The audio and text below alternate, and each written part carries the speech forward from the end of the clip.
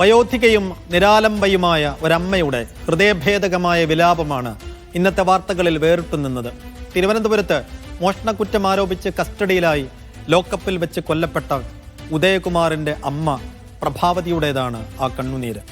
മകന്റെ ജീവനെടുത്തവരെ നിരപരാധികളെന്ന് കാട്ടി ഹൈക്കോടതി വെറുതെ വിട്ടപ്പോൾ ആ അമ്മ ഇപ്പോൾ വേദനയോടെ ചോദിക്കുന്ന ചോദ്യം, അങ്ങനെയെങ്കിൽ തൻ്റെ മകനെ കൊന്നതാരാണ്, മരിച്ചതെങ്ങനെയാണ്?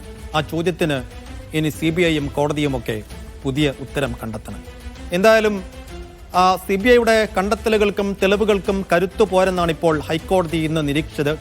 ഇനി CBI എന്ത് ചെയ്യും എന്നതാണ് ഏറ്റവും പ്രധാനപ്പെട്ട ചോദ്യം. നീണ്ട 2 പതിറ്റാണ്ട് കാലം കേരള മണ്ണിൽ കോളിളക്കം സൃഷ്ടിച്ച ഉദയകുമാർ ഉരുട്ടിക്കൊലക്കേസിന്റെ നാൾവഴികളിലേക്കാണ് ന്യൂസ് ഡീകോഡ് ഇനി പോകുന്നത്. ഉദയകുമാർ ഉരുട്ടിക്കൊലക്കേസ്, അതിന്റെ നാൾവഴികളാണ് നമ്മൾ പരിശോധിക്കുന്നത്. 2005 സെപ്റ്റംബർ 27 മോഷണക്കുറ്റത്തിൽ അറസ്റ്റ്, ലോക്കപ്പ് മർദ്ദനം, മരണം.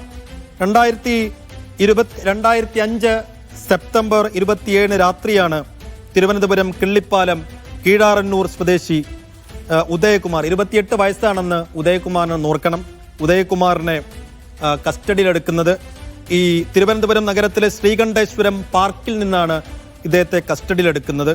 അവിടെ ഒരു മോഷണ കേസ് പ്രതിയോടൊപ്പമാണ് ഉദയകുമാറിനെ പോലീസ് കണ്ടെത്തുന്നത്. തുടർന്ന് തിരുവനന്തപുരം ഫോർട്ട് സ്റ്റേഷനിൽ ക്രൂരമായ ലോക്കപ്പ് മർദ്ദനത്തിന് ഇരയാക്കി എന്നതാണ്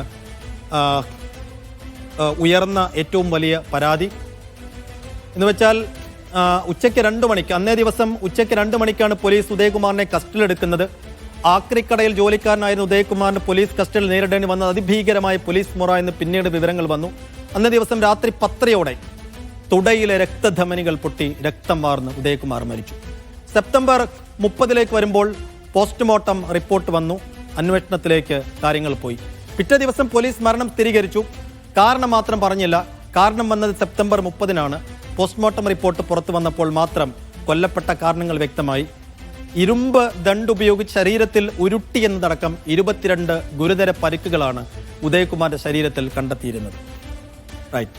ഇനി ഒക്ടോബർ 3 വന്നാൽ പ്രതികളായ പോലീസുകാർ കീഴടങ്ങുന്നതാണ് പിന്നീട് നമ്മൾ കണ്ടത്.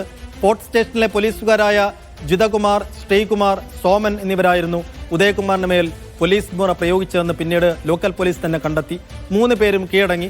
ലോക്കൽ പോലീസ് അന്വേഷണം തുടങ്ങി. ഒക്ടോബർ 5 വരുമ്പോൾ അന്വേഷണം ക്രൈംബ്രാഞ്ചിലേക്ക് പോകുന്നു. എന്ന് വെച്ചാൽ ലോക്കൽ പോലീസിന്റെ അന്വേഷണത്തിന് അത്ര വേഗത പോരാ, അല്ലെങ്കിൽ അതിൽ അട്ടിമറിക്കാനുള്ള സാധ്യതയുണ്ട് എന്ന് അമ്മ പ്രഭാതി അമ്മയുടെയൊക്കെ ആരോപണം ഉയർന്നതിന്റെ പശ്ചാത്തലത്തിലാണ് ക്രൈംബ്രാഞ്ച് അന്വേഷണം ഏറ്റെടുക്കുന്നത്.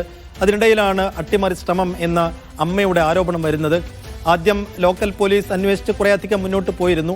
എന്നാൽ പോലീസുകാർ പ്രതികളായതുകൊണ്ട് അന്വേഷണം ശരിയായ ദിശയിൽ പോകുന്നില്ല എന്ന ഒരു ആരോപണവും വിലയിരുത്തലും വന്നപ്പോഴാണ് ആ അന്വേഷണം ക്രൈംബ്രാഞ്ചിലേക്ക് പോയത്. പക്ഷെ അവിടെയും അത് നിന്നില്ല എന്നതാണ് പിന്നീട് നമ്മൾ കണ്ടത്.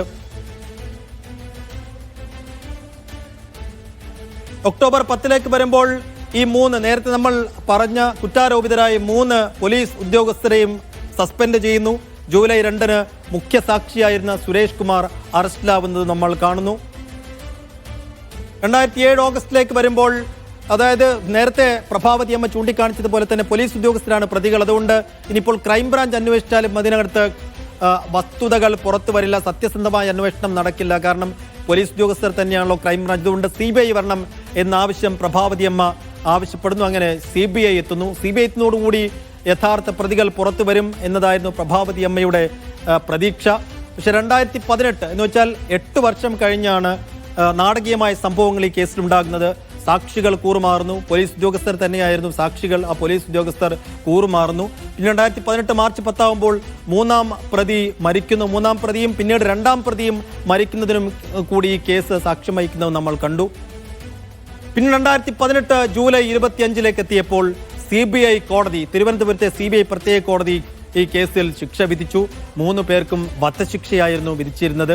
അതിനെതിരെയാണ് CBI വിധിക്കെതിരെയാണ് 3 പ്രതികളും ഹൈക്കോടതിയിൽ അപ്പീലിന് പോയത്.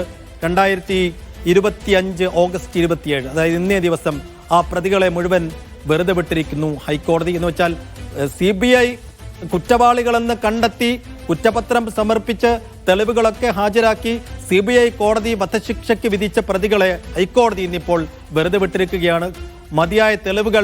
മതിയായ തെളിവുകൾ കണ്ടെത്താൻ CBIക്ക് കഴിഞ്ഞില്ല എന്ന് ചൂണ്ടിക്കാട്ടിയാണ് ഇപ്പോൾ അവരെ പുറത്തുവിട്ടിരിക്കുന്നത്.